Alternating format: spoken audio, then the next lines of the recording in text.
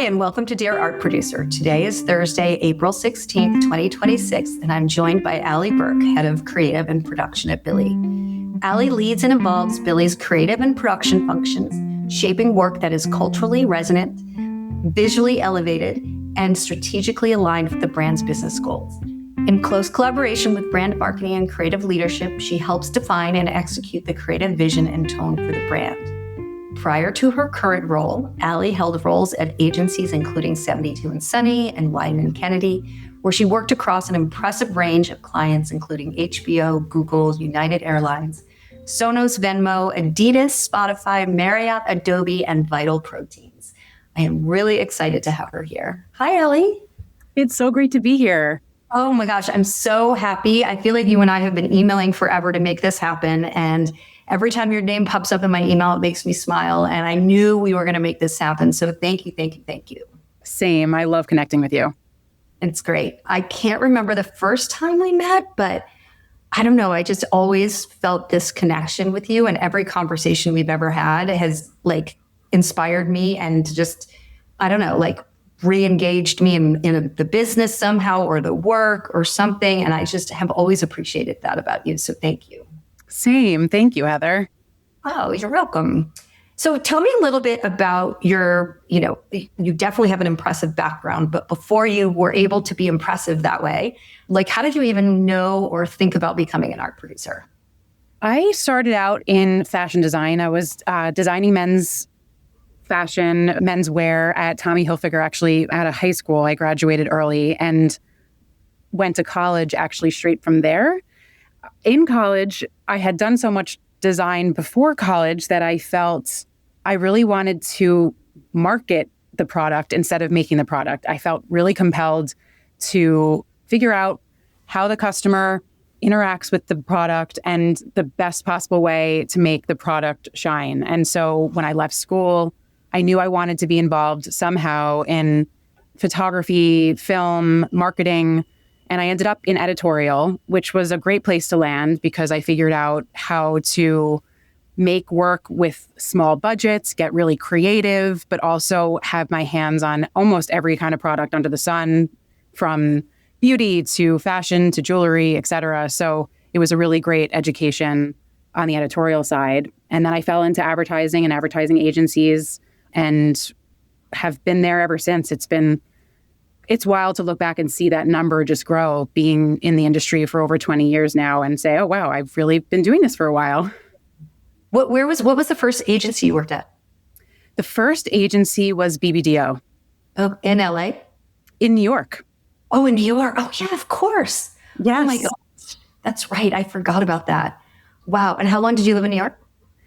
I've lived in New York my whole life. I grew up there, came back straight after college, and lived there ever since. So up until 7 years ago, we were in New York. Wow. Do you miss it? People ask me all the time the difference between San Francisco and New York and what do I like better? And I have it's a hard answer to give. It is. I feel like both cities have really great things, but they're very different things. And if I could make a mashup of the two, it would be great. But also love going back to New York and just walking until my feet fall off. That's the part about LA that I just really crave sometimes is just the walking. I miss that here. Yeah. But the way we can live outside here is just, it's just so unique. I love living here. I feel like it really gives a lot back to me. Just like the environment gives a lot back to me here.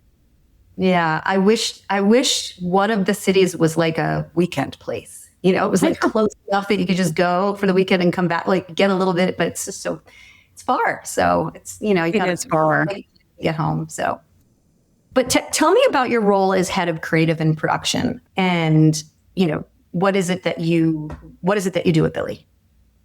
So my role here combines both of my passions, which is obviously the creative ideation and execution of everything visual and copy as it relates to the brand. So it's building the brand at every touch point, from our online presence to our brand moment presence, and also making sure that we're connecting with our customer and marketing our products and our innovation in all the ways that we want it to connect with the customer. But then also the production side is bringing all these things to life within budget and planning for the entire year and making sure that we're producing in innovative ways and working with the best possible partners to bring the best creative to life. And that sounds like, I don't want to put words in your mouth, but it sounds a little different than what you were doing at 72. Not completely different, obviously. There's like crossover, but it sounds like there's things that you're doing here that you hadn't done earlier. Is that correct?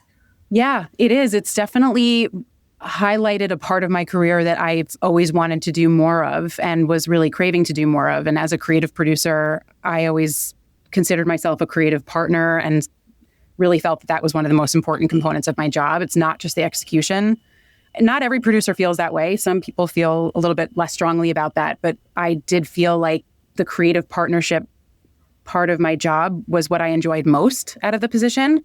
And so I'm really able to lean into that in this job. And it's really cracked open for me the side of myself that I couldn't grow as much in other roles. And it's felt really good to be able to align with my talents a bit more. Well, and you must be learning a lot and sharing a lot too. Absolutely. I mean, I learn every day. I'm learning something new. I feel like if you're not learning, you're dead, you know? So in any position, I think you have to always be learning. And so it's so great to be challenged in new ways and find new solutions to things and always be adapting. And so this new role is definitely bringing all that back up to life again. And it's been wonderful. What are you known for on your team?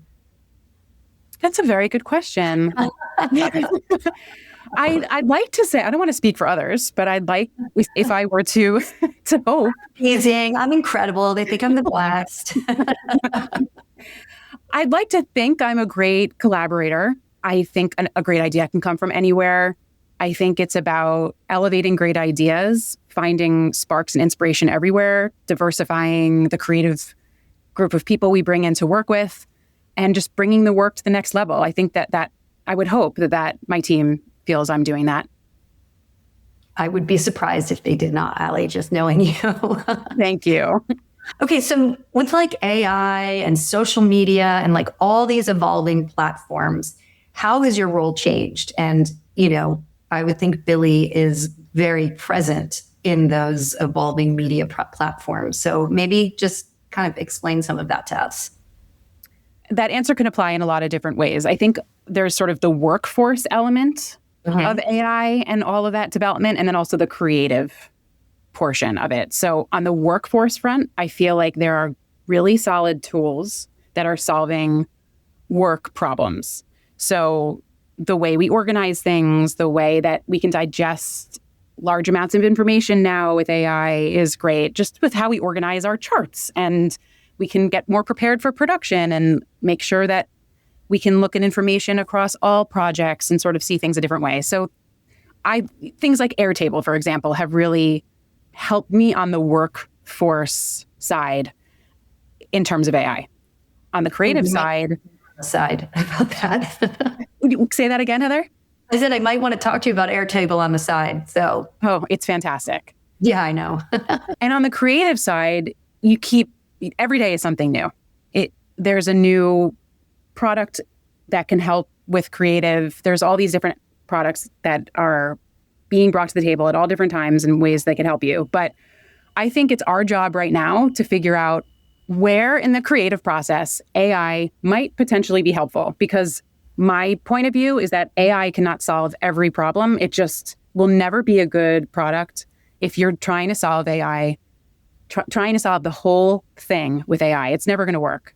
But I do think there are use cases for saying, okay, we need to extend the grass. The AI is a great way to do that.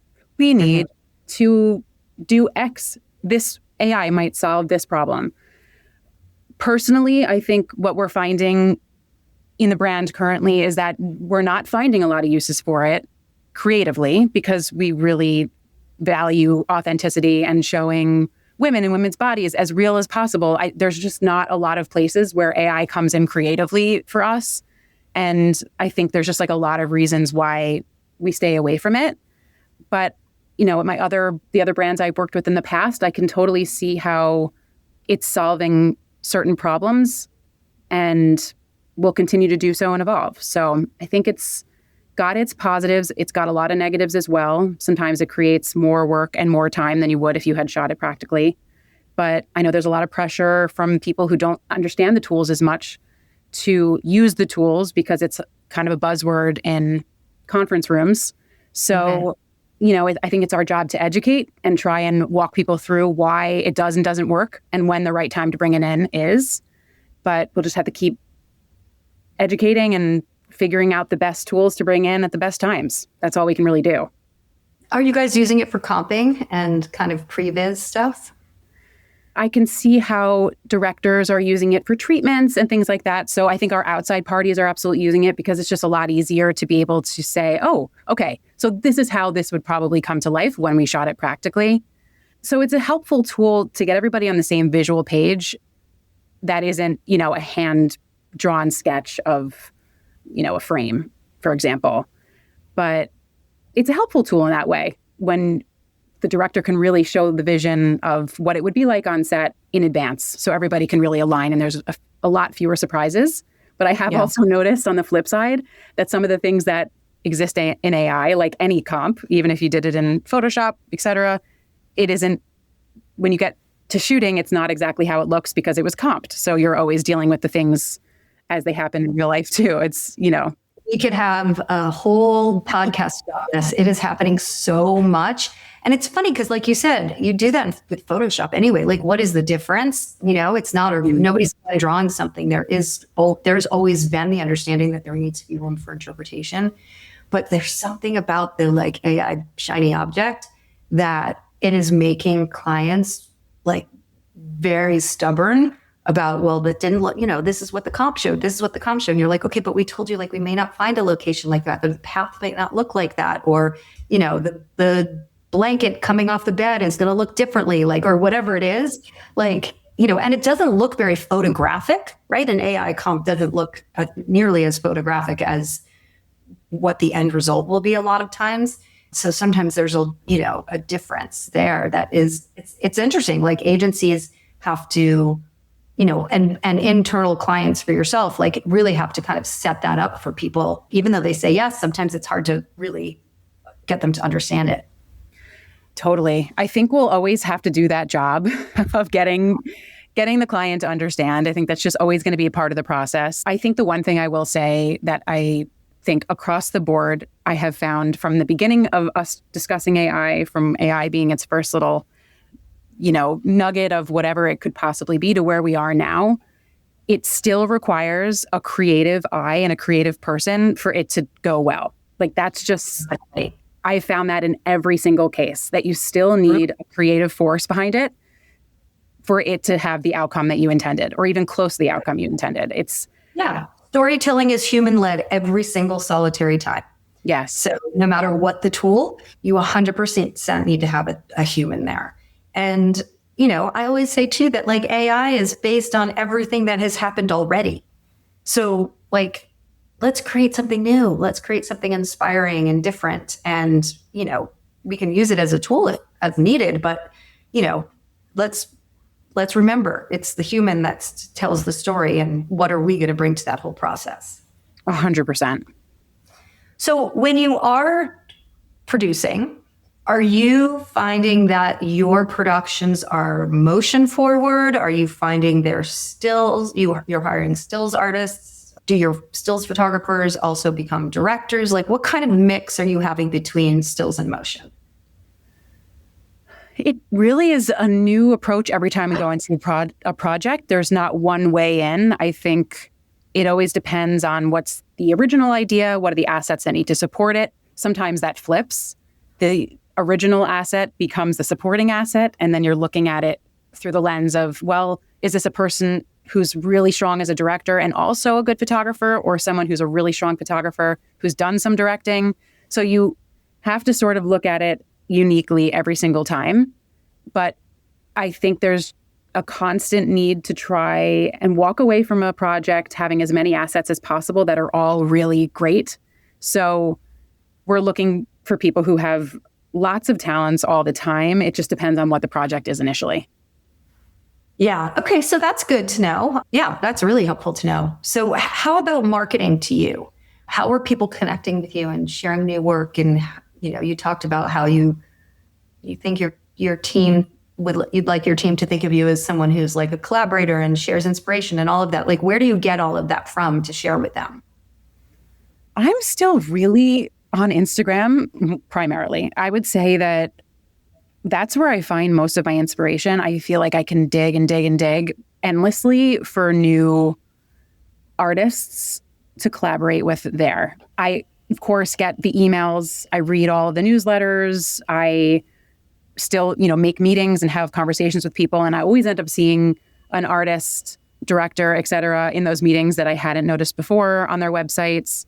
So I think it's about diversification of where you're looking for people to work with. But I would say like daily, every 30 minutes, sometimes more or less frequently, I'm on Instagram just looking. So it's a place that I default to. So I get a lot of intel there, but I'm still using the other more traditional ways in as well. So when you're on Instagram, right, you're following a bunch of people, which we all know you don't always get. I wish there was like on TikTok where you can do the following. Oh, but now there is on Instagram, isn't there? Where you can just look at the people you're following versus, I think there is. Somebody told me that the other day. Oh, interesting.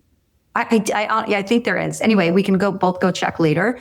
But I feel like when I'm on Instagram and I'm looking around, like, how are you? I have a hard time like finding new things unless I'm like caught up in Reels, which is like TikTok, right? Like, how do you find a new talent? Are you putting in like, they don't even like keywords aren't the same anymore. Like, how do you find new people?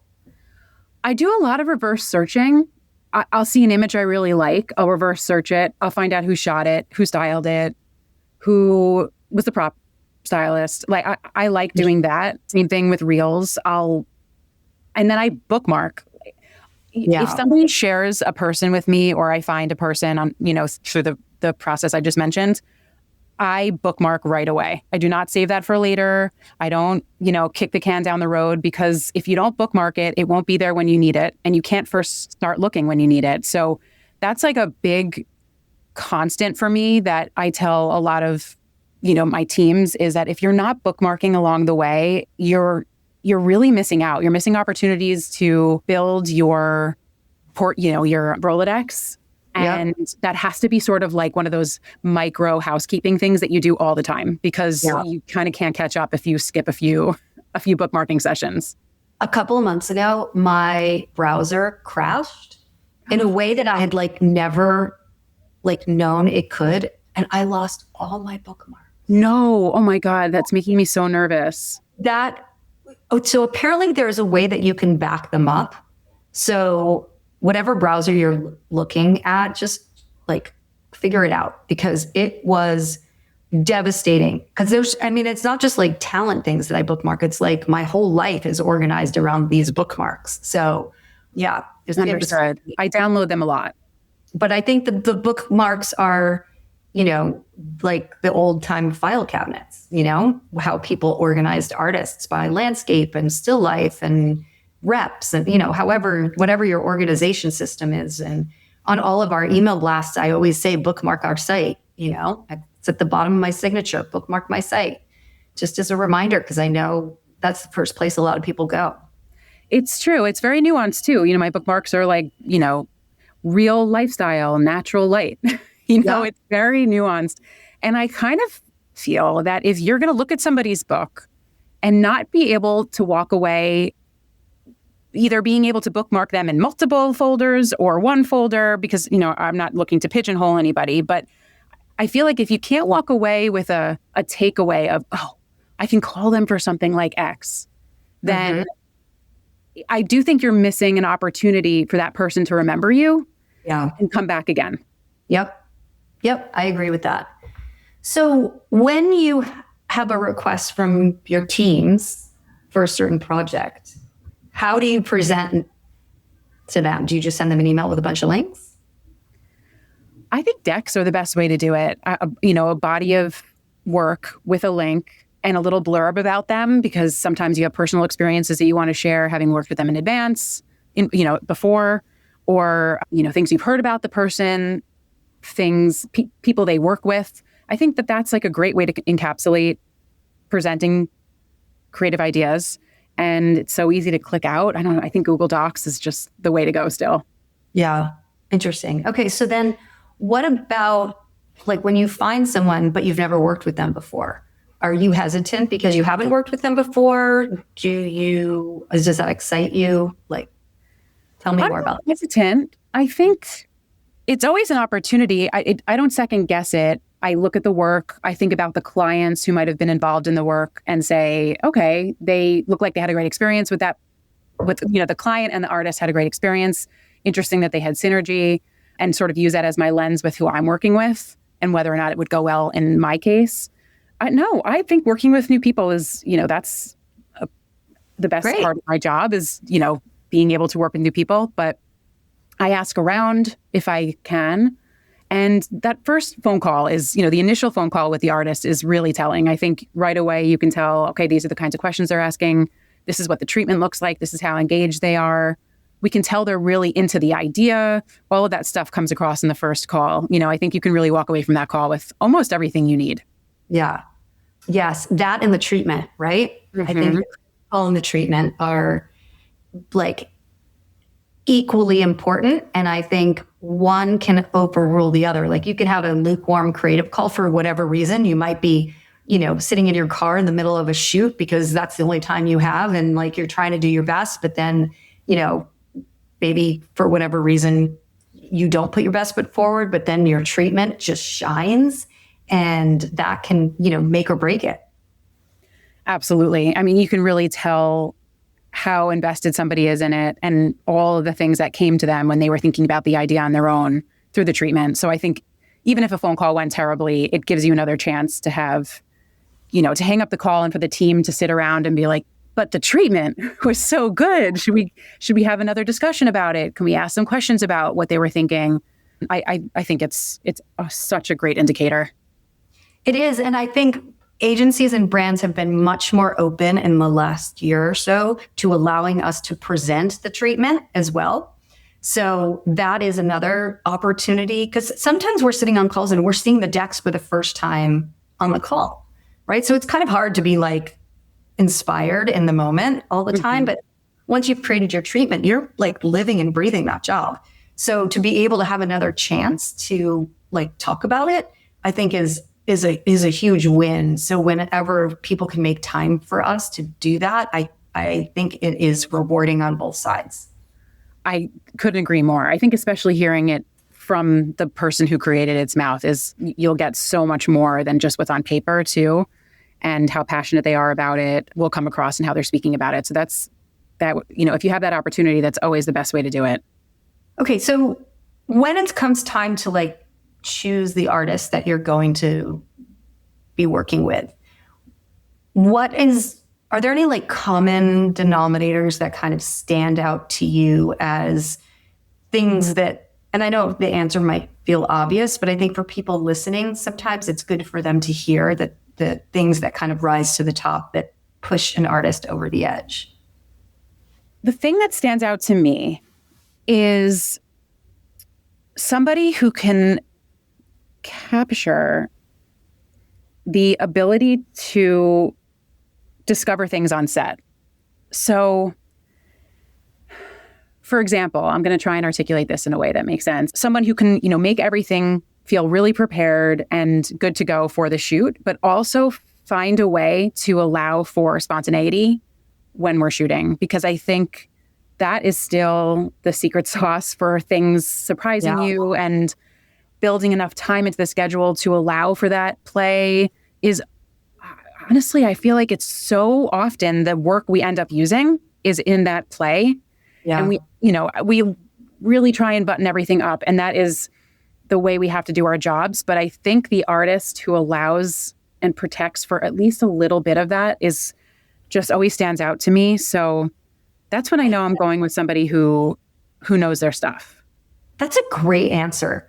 Like those in-between moments, right? Whenever I would talk about Doug Menuet, I would say, he is the one that finds those in-between moments that if you blinked, you would have missed it, but he catches it. you know, Absolutely. like that. And that's what you need. You need, and I know that comes with being a photographer also, but like some people thrive in the space of like very specific shot schedule, staying on, having a plan and just shooting to the shot list. But other people kind of excel when there's a bit more flexibility and breathing room to kind of engage and connect. And that's really important. And I think that's a really, really great answer. So thank you for taking the time to think about that. Of course. Thank you. Let's talk a little bit about budgets and estimates and usage. Being in-house, when you're kind of scoping your jobs and stuff, are you figuring out on your own, especially given your experience, what you think something might cost and then sharing that with the people you're bidding? Or are you finding that it's equally hard internally to get budgets as it is being on the outside? Well, we plan a lot more in advance now. So we kind of know how much we have for everything throughout the year, unless there's something that changes drastically and we sort of move money around or make decisions. Okay, we're not going to do that so that we can add more money to this. But there sort of is a finite amount of money. So it isn't like we can go clawing for more as far as I've experienced. So what ends up happening is that we look at the budget and we say, what do we think we can achieve with this and get the best possible creative out of it?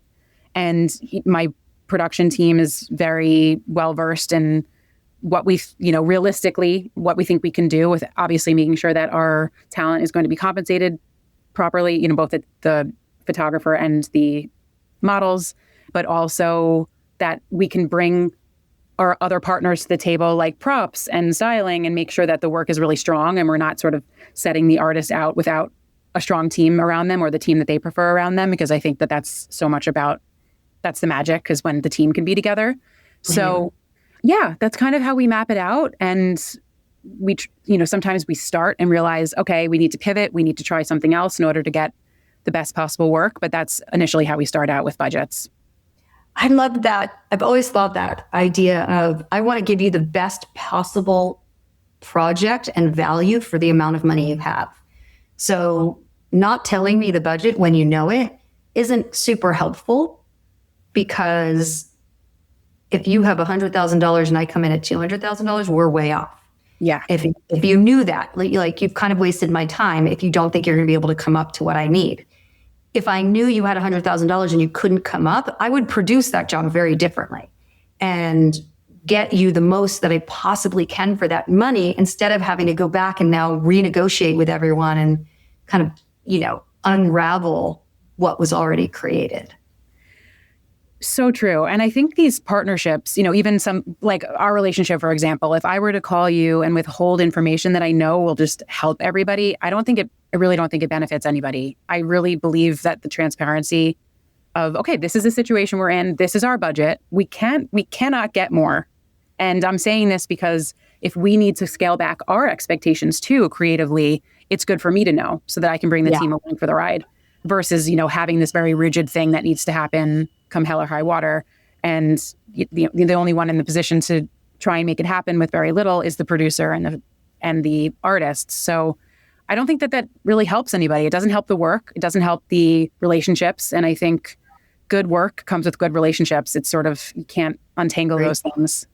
Well, and also, like, especially if you're triple bidding, right? You've got 3 people working on a job and 2/3 of them are not going to get the job. So let's utilize everybody's time the best that you can. Now, I have heard the argument that, well, I don't want to put constraints on you, and I want to see where you can come in at, and without, the constraints. I could understand that if you think you have enough money or you think you can come up if you need to. But if you truly have a certain amount of money that cannot budge, like, sharing that is important. I completely agree. I think it's just the best way to be collaborative. Being that you're a brand and you are I'm assuming you triple bid also, or no? I am in the mindset of triple bidding when it makes sense to triple bid. Yeah. I don't like to do it just to do it. I think it kind of messes with the equity in the world and giving people equal chances. I just don't think it makes sense to do it for no reason.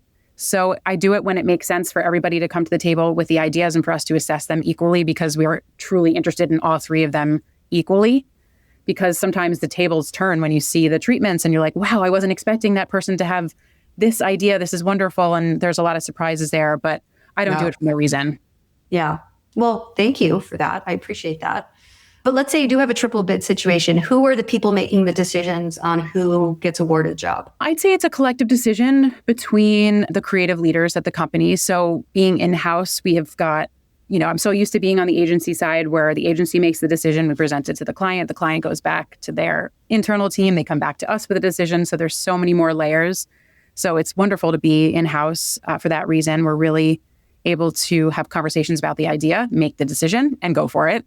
So that's a really great shift that I've been enjoying on the brand side. And when does usage come into the conversation at your place? Pretty early on, we know what we're going to need it for and generally for how long. So we try and establish it before we even start to bid. Are you kind of limiting your usage? Are you trying to get unlimited time usage? Or does it vary on the job? I think it just depends. We try and get as much as we think we will need. Generally, when we're looking at something that we think might just be around for a while or is more evergreen, for example, we would like that to live longer than something that is a little bit more seasonal or more specific to a product that maybe is limited edition, for example. But I think we're trying to get as much as we can, but realistic of the costs. So I think we're it's that push and pull of what makes the most sense with the budget and not buying more than we need so that we can make the budget, really show up on screen versus buying things that we're not going to need in terms of usage. Yeah. Okay. So what about common pitfalls that like directors or photographers tend to make when they're trying to get your attention or get awarded a job from you? Is there anything that comes top of mind to you of like, oh gosh, whenever somebody does this, like, don't do that kind of thing? Something I've noticed, I feel like spending a lot of money on a printed material or something that you would mail to somebody, for example, I don't think that does as much as it might seem. And I know how limited resources are with some artists. And I would just recommend that I would say that doesn't make your chances greater when you send something like that. I think you can still get your work across in a very great way on email. So I would just say that. One of the other things I've experienced is I've gotten on a call with somebody to just have an exploratory conversation. And I say, oh, hey, how are you doing? And I've gotten the response before is not great. Right, is the response. And I thought, that's fine if that's truly what's going on. But it was sort of a hard way to start the conversation and not a great way to think about me putting that person in front of a client who I might not know as well and not being sure what to expect on a shoot day. So I think that there's a time and a place for that sort of honesty. And I think the initial conversation you have with someone you don't know is not the place for it. That's just two things I've experienced that I think might help people out there who are looking for ways to outreach and want to have the best chance of having the second and third conversation. Well, thank you for that.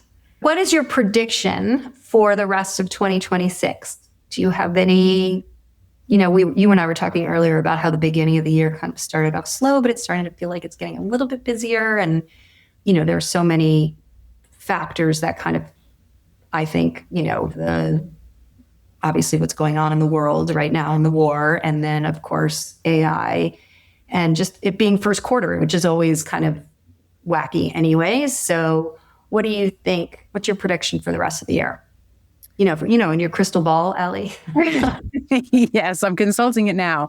I think in times of in challenging times, it is a really great time to go back to making creative just for creative. And I do say this a lot, and I think making things for the sake of your creative self, not with a client in mind or a brief, and just making for the sake of making and having that work be a part of your creative evolution is going to get you your next work. It really is. I think it just speaks so loudly when you're creating on your own and sort of evolving your own aesthetic. And in times like this, I think there's no better time to sit and be creative. There's been some really beautiful things to come out of dark times, and this is no different. So I would just suggest that people keep creating, and, the work will come, the work will go. But if you have your creative practice, you will always be true to yourself. And I think your life will feel full. And so your book will feel fresh. And I think that that's just always my go-to when I'm not sure what times will bring. That is so beautifully said and so right on. I think people get fearful and then paralyzed. I saw it happen in COVID, and a lot of people just kind of stopped creating. And then the pipeline slows down, and then they feel like they can't spend the money because, all of it. And I think I have a job because the people I represent can't imagine doing anything else in their life, right? So trying to remember, we all get caught up in the business and all the other to-do list items around it.